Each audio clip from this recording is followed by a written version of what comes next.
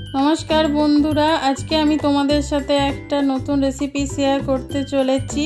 आलुर दमेर recipe एकदम नतून भावे unique भावे आमी बानिয়েছি। এইটা তোমরা যদি একবার বানিয়ে খাও পুরো অন্য রকম আলুর দম খাওয়া ভুলে যাবে।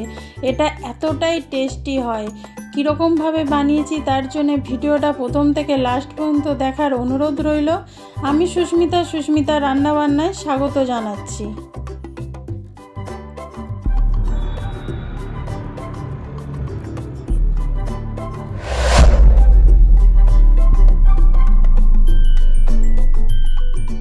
এখানে আমি নতুন আলুকে সেদ্ধ করে নিয়েছি, নুন দিয়ে সেদ্ধ করা আছে। মানে কড়ার মধ্যে আমি আলুটা ভাজা বসিয়ে দিয়েছি। এটা প্রথমে আমার ক্যামেরাটা বন্ধ হয়ে গেছিলো, সেই জন্য আমি দেখাতে পারিনি। কারণ আমি তেলের মধ্যে আলুগুলো দিয়ে দিয়েছি, যেহেতু নুন দিয়ে সেদ্ধ করা আছে সেই জন্য এখন আর নুন দিলাম না। হলুদ দিয়ে এটা লাল লাল করে আমি আলুটা ভেজে নেব। তোমরা প্রথমে নুন দিয়ে এটা সেদ্ধ করে নেবে, তাহলে ভেতরে ভালো করে নুনটা ঢুকে যাবে, তাহলে খেতে খুব ভালো লাগবে রান্নার সময়। আর এমনভাবে সেদ্ধ করবে যাতে গলে না যায়। দেখো এখানে দেখতেই পাচ্ছ আমার কত সুন্দরভাবে ভাজা হয়ে গেছে একদম লাল লাল করে। এবার আমি নামিয়ে নেব। ওই তেলের মধ্যেই আমি আর বেশি তেল দেব না, যতটা তেল আছে তার মধ্যেই আমি পেঁয়াজ দিয়ে দেবো। পেঁয়াজ কুচি দিয়ে দেবো, দুটো মিডিয়াম সাইজের পেঁয়াজ কুচি এখানে করে রেখেছিলাম, সেটা এখানে আমি দিয়ে দিলাম। এটা যেহেতু গ্রেভিটা একটু বেশি হবে সেই জন্য পেঁয়াজের পরিমাণটা এখানে আমি একটু বেশি করেই দিলাম। পেঁয়াজটা এবার আমি লাল লাল করে ভেজে নেব।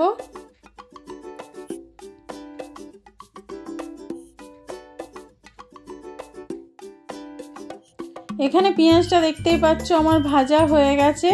এবার এর মধ্যে দিয়ে দেবো পেঁয়াজ রসুন আদা রসুন বাটা। আদা রসুন বাটাটা আমি এখানে দিয়ে দিলাম। এবার ভালোভাবে মশলাটা কষিয়ে নিতে হবে যাতে আদা আর রসুনের কাঁচা গন্ধটা চলে যায়। তোমরা এরকম ভাবে একবার বানিয়ে দেখো আলুর দমটা। লুচি, পরোটা, নান, ফ্রাইড রাইস, পোলাও যে কোনো জিনিসের সাথে তোমরা খেতে পারবে। এটা অসাধারণ লাগে। এখানে দেখতেই পাচ্ছ আমাদের হালকা ভাজা হয়ে গেছে, আরও একটু ভাজতে হবে।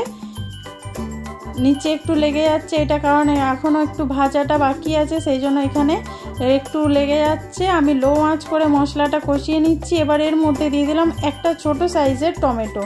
এতে টমেটো না দিলেও চলবে, তবুও একটু আমি দিলাম ছোট সাইজের একটা টমেটো। এবার ভালোভাবে মশলাটা আমি কষিয়ে নিচ্ছি। এবার এর মধ্যে দিয়ে দিচ্ছি কিছু শুকনো উপকরণ, স্বাদ মতো নুন, পরিমাণ মতন হলুদ, তারপরে এখানে দিয়ে দেবো লঙ্কার গুঁড়ো, ঝাল লঙ্কার গুঁড়ো দিয়ে দেবো, আর দিয়ে দেবো কাশ্মীরি লঙ্কার গুঁড়ো। এটা জাস্ট কালারের জন্য, তোমরা চাইলে দিতে পারো নাও দিতে পারো। তারপরে দিয়ে দেবো এখানে জিরে গুঁড়ো দিয়ে এবার ভালোভাবে মশলাটা কষিয়ে নেব। এর মধ্যে আর কিছু দেব না।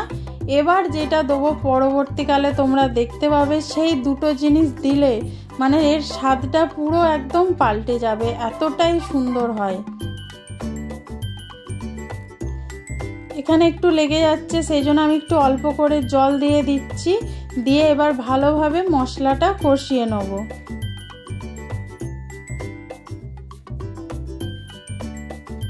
এই মশলাটা কিন্তু বারবার বলছি লো আঁচে তোমরা কষাবে। মশলাটা যত সুন্দরভাবে কষানো হবে স্বাদটা কিন্তু তত সুন্দর লাগবে খেতে তরকারি।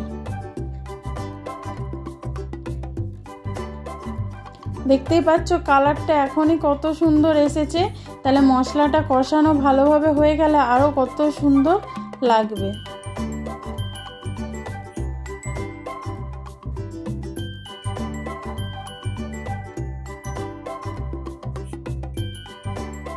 এখানে মশলাটা প্রায় কষানো হয়েই গেছে। এবার এর মধ্যে দিয়ে দিচ্ছি আমি ফেটিয়ে রাখা টক দই। আমি মিক্সিং জারের মধ্যে টক দইটা ফেটিয়ে নিয়েছিলাম।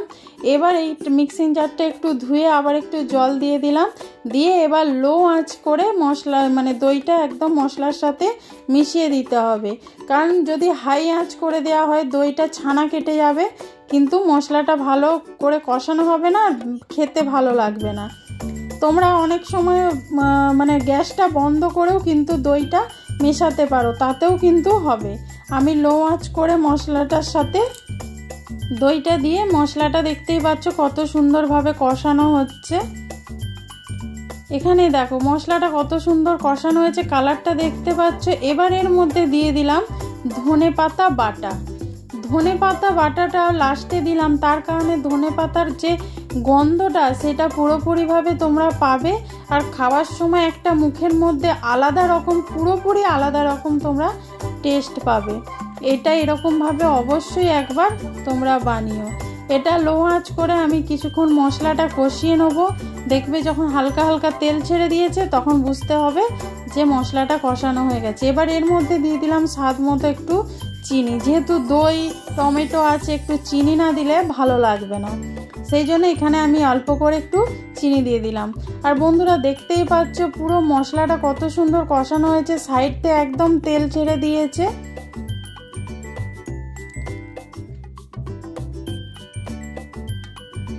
দেখো কালারটাও কত সুন্দর এসেছে, একদম আমাদের মশলার কত সুন্দরভাবে কষানো হয়ে গেছে দেখতেই পাচ্ছ। এরকমভাবে কিন্তু লো আঁচে মশলাটা পুরোপুরিভাবে ভালো করে কষিয়ে নিতে হবে, তবেই কিন্তু এই আলুর দমের স্বাদটা বাড়বে। এবার এর মধ্যে দিয়ে দেবো ভেজে রাখা আলু আর সেদ্ধ করে রাখা মটরশুঁটি। মটরশুঁটিটা আমি আলুর সাথে একটুখানি সেদ্ধ করে নিয়েছিলাম, যাতে এখানে ভালোভাবে সেদ্ধ হয়ে গেলে মশলাটা ভালোভাবে ঢুকে যায় আর খেতেও কিন্তু ভালো লাগে। আর একটু যদি কাঁচা থাকে তখন কিন্তু ভালো লাগে না। আমি একটু অল্প করে সেদ্ধ করে নিয়েছিলাম। এবার ভালোভাবে মশলাটার সাথে 1 মিনিট ধরে একটু কষিয়ে নিতে হবে মশলাটা আলুর সাথে, যাতে একদম মশলাটা ভালোভাবে আলুর সাথে মিশে যায় আর পুরো মশলার ফ্লেভারটা যেন আলুর সাথে একদম ভালোভাবে ভেতরে চলে যায়। দেখো দেখতেই পাচ্ছ একদম একদম কষা কষা টাইপের কষানো হয়ে গেছে। এবার এর মধ্যে আমি অল্প করে জল দেবো, যেহেতু এটা একটু গ্রেভি গ্রেভি হবে, খুব ঝোল থাকবে না, সেই জন্য আমি এখানে অল্প করে জল দেব। তোমরা তোমাদের কতটা ঝোল রাখতে চাও বা গ্রেভি রাখতে চাও তার ওপরে কিন্তু জলটা দেবে। আমি এখানে অল্প করে জল দিয়ে দিলাম, এই হাফ গ্লাসের মতন আমি এখানে জল অ্যাড করেছি। দিয়ে এরকম ভালোভাবে মিশিয়ে আমি লো আঁচে কিন্তু এটা 2 মিনিট ফুটিয়ে নেব। যেহেতু আলুটা সেদ্ধ করাই আছে, 2 থেকে 5 মিনিট ফোটালেই কিন্তু এনাফ হয়ে যাবে। আলুটা সেদ্ধ করা আছে, মশলাটা ভালোভাবে কষানো আছে, 2 থেকে 5 মিনিট কষিয়ে নিলেই কিন্তু একদম রেডি হয়ে যাবে। দেখো দেখতেই পাচ্ছ।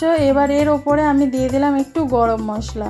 গরম মশলাটা ভালো করে একটু মিশিয়ে আরও আমি 1 মিনিট একটু ফুটিয়ে নেবো, যাতে গরম মশলার ফ্লেভারটা ভালোভাবে এই আলুর দমের মধ্যে চলে যায় আর খেতেও কিন্তু খুব সুন্দর লাগে।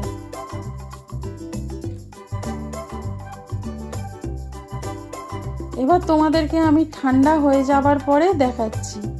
দেখো কত সুন্দর কালারটা লাগছে। দেখো এই ভিডিওটা ভালো লাগলে লাইক কমেন্ট শেয়ার করো। নতুন বন্ধু যারা দেখছো চ্যানেলটা সাবস্ক্রাইব করে বেল আইকনটা ক্লিক করে দিও।